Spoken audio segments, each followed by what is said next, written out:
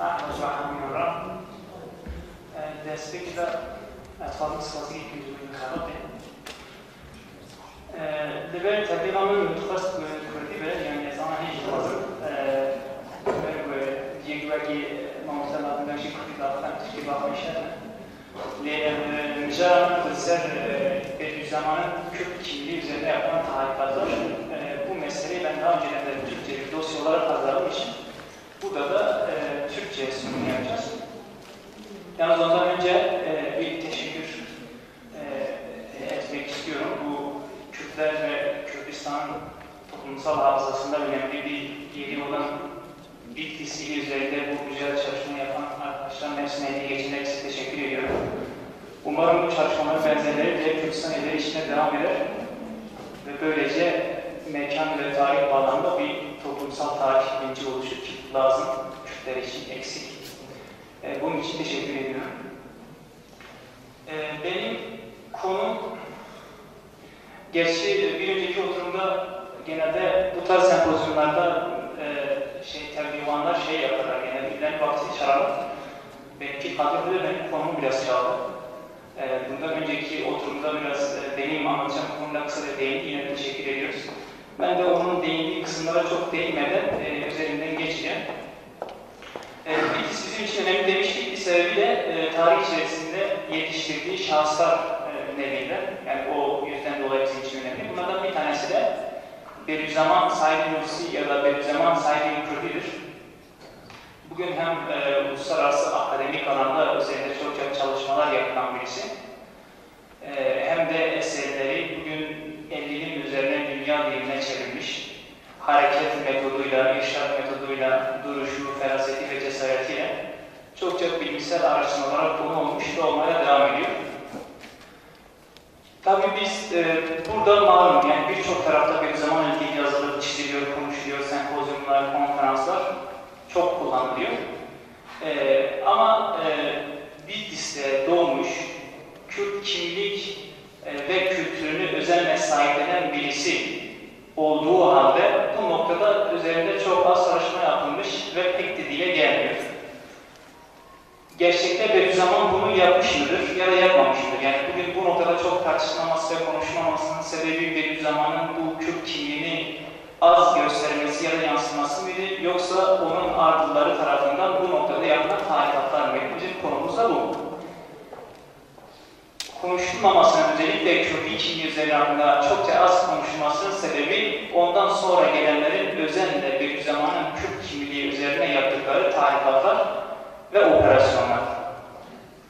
Şimdi tabii bu uzun bir konu çünkü bütün bir eserlerinde belki değiştirilmiş ve tarifata uğramış onlarca yer var. Bunların hepsini normalde bunu bir 10 sayfa şeklinde hazırlamıştım ama burada vakit darlığı sebebiyle ben kısaca bir 2 sayfa şeklinde Nurcular tarafından, tabii bu konu içerisinde ben Nurcular derken bütün Nur gruplarını kastetmiyorum. Özellikle Zehra ve Med Zehra Nur gruplarını bunun dışında tutuyorum bu eleştiri kısmında. Çünkü bu iki grup Bediüzzaman Said Nursi'nin Kürdi kimliği ve eserlerinin orijinalini hafaza etme ve insanlara ulaştırma noktasında çok ciddi gayretler ve bedeller verildi. O yüzden burada Nurcular derken daha çok onlar değil de diğer Nur gruplarını kastederek konuşuyor hocam. Kısaca bu tarifatlar kısmının belki sosyolojik ya da psikolojik kısmına değindikten sonra eserlerinde bazı önemli tarifatların yapıldığı noktalar aktarıyor. Nur grupları içerisinde çoğunlukla statik halde de olsa Kürt realitesine karşı bir antipatilik var. Bunun sebebi ise Said Kürdi'nin sürgünden sonra etrafında toplananlar bir kısım daha önce aksiyonel birer Türk milliyetçi olmalarıydı. Ama ekseriyetle çoğunun ortak noktası geleneksel Türk orta sınıfı mensubu olmalarıydı. Bu orta sınıfın özelliği zihinlerindeki devlet kutsiyeti argümanlarının ağırlıklı olmasından. Her ne kadar bu hissiyatları Risale-i Nurlar ile biraz törpülense de genel anlamda bu hissiyatlarını kaybetmelidir. Bu zihniyette olan genel anlamda eski Said Kürtlükle sabıkalı olarak görüyorlardı. onlar için Bediüzzaman Kürt olması, hele hele Kürtler için padişaha muhalefet etmesi son derece yanlış olduğu için Said Kürt'ü bu Kürt mazisinden kurtarmak adına gerekirse Türk bile yapılacaktır. Eğer bu tutmazsa Seyit'i üzerinden Araplaştırılacak. Bu da tutmazsa siyaseten ve Kürtlükten bir haber bir dağ köylü, masum ve ihlaslı bir molla olarak kalacaktır. Bediüzzaman Türkleştirme operasyonunun başında zorla kendisine bir tarihçi kimliği verilen Cemal Kutay getirildi. Yani eserlerini okumuşsunuzdur, biliyorsunuzdur. Cemal Kutay Bediüzzaman'ın Türk olduğu iddiasını şu şekilde dile getiriyor. Bu iddiası Bediüzzaman Said-i Nursi diye bir eserinde aktarıyor. Aynen şöyle. Said-i Nursi, Cengiz Han'ın Anadolu'dan geçerken uğradığı yerlerde bıraktığı Cengiz Han'ın torunlarından bir aileden geliyordu. Buna delil olarak da Bediüzzaman'ın babasının Mirza olmasını gösteriyor. Yani diyor ki Mirza Türkçe'de ağa bey anlamına geliyor. Bu yüzden Bediüzzaman Türktür. Hem de Cengiz Han'ın özelinden bir Türkleştirme. Cemal Kutay'ın bu anlamsız ve akademik disiplinden son derece uzak olan bu iddiasını en büyük Nurcu grubu olan Yeni Asya grubu tarafından basıldı. Yani Nurculara göre Bediüzzaman'ın Cengiz Han'ın torunundan olması bile Kürt olmasından daha iyi. Bediüzzaman kendi eserlerinde Cengiz Han'ın ne kadar zalim ve ordularının ne kadar vahşice katliamlar yaptığını defaatçe tekrarlamasına rağmen Nurcular yıllarca bu iddiayı bastılar ve dağıttılar. Tabi bu dezenformasyona bilimsel bir kırık uydurma bir yandan, diğer yandan ise yani bir yandan sahte tarihçiler sipariş edilirken diğer yandan da cemaat içerisinde abiler olarak tabir edilen konsept ise aynı minvalde Bediüzzaman'ın eserlerinde geçen Kürt ve Kürtistan ifadeleri üzerinde özenle seçip çıkarıyorlar ya da değiştiriyorlar. Kelimenin tam anlamıyla Bediüzzaman'ın etnik kimliğine ciddi bir operasyon yapılmıştır. Genel anlamda ama şu, Kürtlerin bir millet olma bilinci belirginleştikçe Bediüzzaman'ın Kürt kimliği belirsizleştirecek. Cemal Kutay ve asistanlığı yapan Necmettin Şahiner Bediüzzaman'ın Türk yapma projesi tutmayınca şimdilerde de Ahmet Akgündüz ile Seyitlik üzerinden bir operasyon başladı. Yani bu Seyitlik üzerinden Araplaştırma çok direkt Arap'tır ifadesi kullanılmasa da Seyitliğini ispatlarsa bu zaten Arap olduğunu artık ispatlamış oluyorlar. Tam bir devlet desteğiyle yapılan bu Ahmet Akgün'ün çalışmaları en sonunda Musul'da $300 çıkardığı bir şecere göre şimdilik Seyit olduğu ve Hazreti Ali'ye soyunun dayandığını gösterdi. Bu son şeyde kullandığım ifadede bu şecere çıkarma olayı bundan bir 20 gün önce Güney Türkistan'a gitmiştik. Orada Doktor Azat var. Kendisi Bediüzzaman'la ilgili doktora tezi hazırlamış ve eserleri olan birisi. Bu konuyu kendisiyle konuştuk. Kendisi dedi ki hani bu parayla şecere çıkarma olayı sıradan bir iddia değil. Ahmet Akgündüz burada Musul'da dedi. Burada Musul'da bir aile var. Bu aile öteden beri parayla kendini seyit olarak göstermek isteyenler için şecereler çıkarıyor dedi. Yani bu tabi İslami devletlerin hüküm olduğu dönemde bu önemli bir olay. Yani siz seyit olduğunuzu ispatlarsanız askerlikten muaf olabiliyordunuz, maaş alabiliyordunuz, erken emeklilik falan gibi bazı noktalarda avantajları var. Dolayısıyla bu Musul'daki aile gayrimeşru da olsa çoğu zaman para karşılığı şecereler çıkarıyordu. Gayet ucuz çıkarıyorlarmış $100. Ahmet Akgündüz diyor geldi burada piyasayı bozdu diyor $300 diyor Bediüzzaman'a diyor Seyit yaptı. Yani diyor bu aile halen daha var. Yani diyor siz gidin isterseniz kendisine deyin ki ben işte Timur'a bağladım diyor. Tamam diyor sen 2-3 tane baban söyle ben gerisini ben hallederim diyor. Yani o şekilde var. O yüzden bunu bizzat oraya kadar gidip bunu kendisinden duydum. Ve tabii ondan sonra da Musul'a gidip o aileyle görüşme planı vardı. Musul düşünce vazgeçtik. Şimdi bu Nurcuların mukaddime devindeki bu operasyonlardan sonra şimdi bizzat eserlerindeki yapılan tarifatın yapılan noktalara değineceğim. Ama ondan sonra Bediüzzaman'ın İstanbul'a gelişi ve devletle olan ilk intibarı, devletin kendisi nasıl bir muamele, Paris şartlarında kendisine nasıl bir muameleyle bakıldığı, fikirlerine ve kişiliğine nasıl muamele edildiği noktasında birkaç şey aktarayım. Bediüzzaman 1907'de ilk İstanbul'a gelişi o tarihtedir. Tabi gidişinin sebebi nedir? Nurculara sorarsanız baş ağrısı var, çok ciddi baş ağrısı var ve tedavi olmak için gitti. Ama öyle değil, çünkü Bediüzzaman medrese hayatı, medrese tahsilini görürken neredeyse Kürdistan'ın bütün köylerini bir dolaşıyor. Ve içinde bulunduğu toplumun sorunlarıyla son derece ilgilenen, bunu gözlemleyen, sebep ve sonuçlarını tespit eden birisidir. Kendi ifadesiyle diyor 15 senelik bir gözlem sonucunda gördüm ki diyor biz Kürtlerin diyor bir çare yeganesi var. O da diyor dini ilimlerle beraber pozitif bilimlerinin okutulması. Tabi bunu yapmak için de o gün için hem pozitif bilimler hem de dini bilimler bir arada okutulduğu bir okul modeli ki ona bir zaman Mekteb-i Zehra projesi diyor. Onu devletin eliyle yaptırma niyetiyle İstanbul'a geliyor. Ama o arada tabi Kürdistan coğrafyasında devletin birçok ihmali oldu.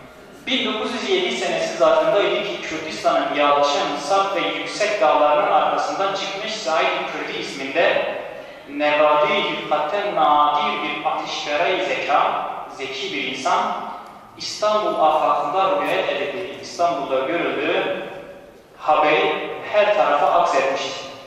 Merakı olan bazı kimseler o harika fıtratı ard arda gördükçe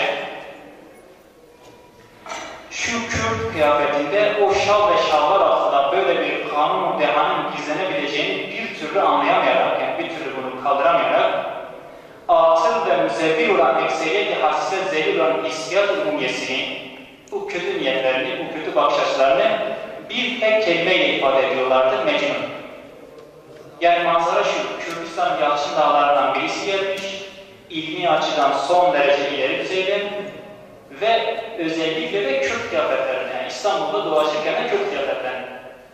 Ve Bediüzzaman İstanbul'da bulunduğu sürece kendi buranın, yani Bitlis'in yöresel kıyafeti olan Kürdistan coğrafyasında kullanılan kıyafetler hiç terk etmiyor. Kardeşi Abdülmecid kendi hatıratında toparlıyor beni. Kendi hatıratında diyor ki ben kendisine sordum, seyredelim artık İstanbul'dasın, şu kılık kıyafetini değiştirsen artık bir hocasın, herkes senin hoca olduğunu biliyor, kabul ediyor.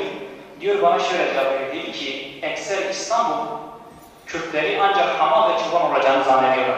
Ben de diyor Kürt kıyafeti içerisinden nelerin de çıkabileceğini onlara göstermek için ben burada olduğum sürece o kıyafeti değiştirdim.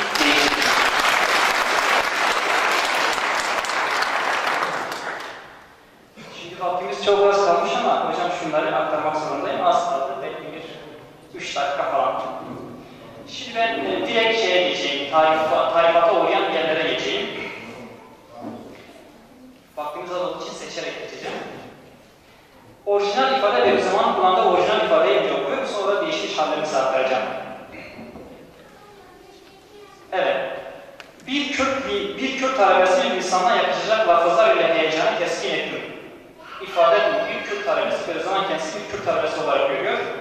Bu diğer yayınlarda bir köylünün lisanına yakışacak şekilde olayları teskin ettim diye geçiyor.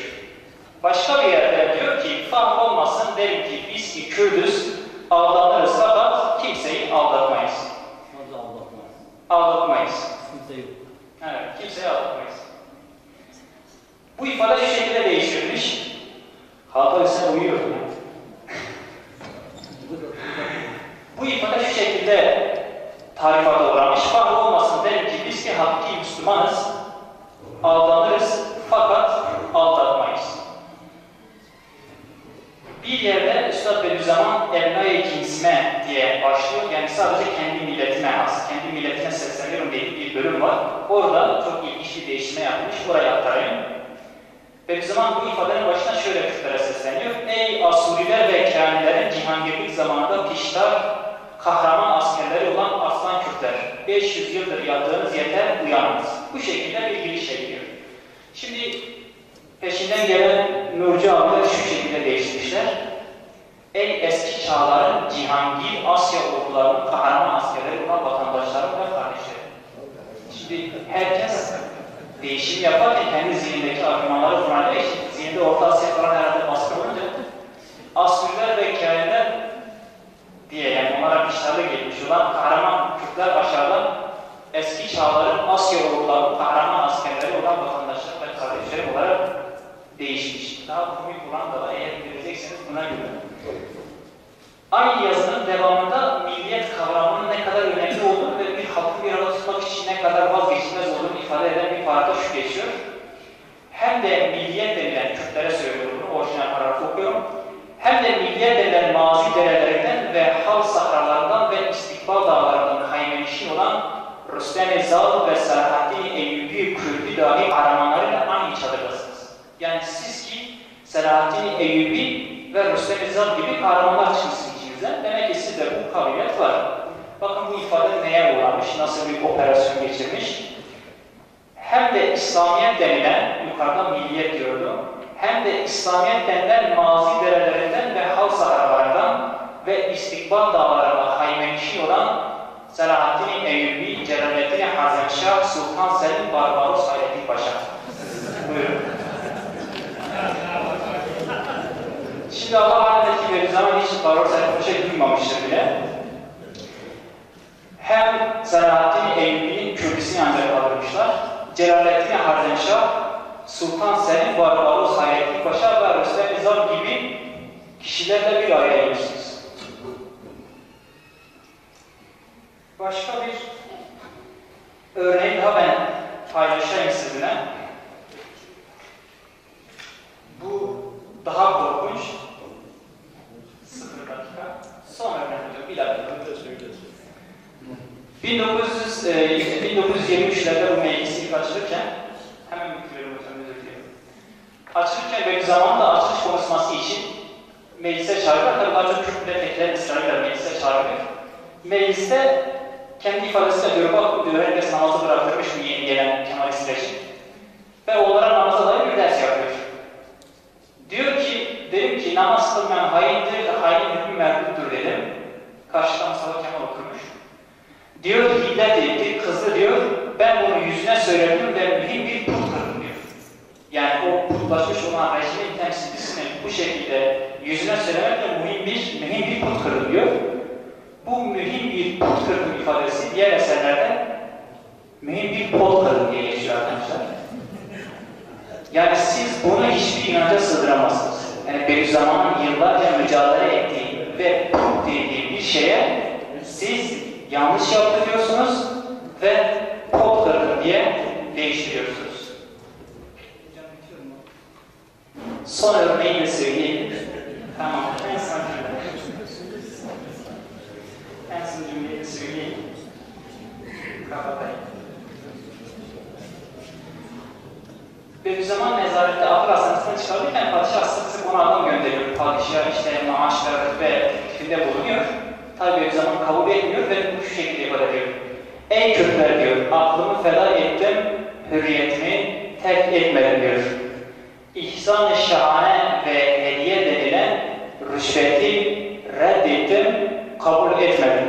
Milletimin şerefini lekedat etmedim diyor. Yani padişahın verdiği ihsan-ı şahane dediği şeye Bediüzzaman rüşvet diyor ve kabul etmedim diyor. Bu ifade şu şekilde geçiyor. Bu ihsan-ı şahaneyi kabul etmedim, hataydı. Aynen bu şekilde geçiyor. Yani Bediüzzaman'ın rüşvet dediği ki biliyorsunuz İslam akayında rüşvet haramdır. Sonradan gelenler bir haramı yememekte Bediüzzaman yanlış yaptığını. Hocam kusura bakmayın, vaktin fazlasıyla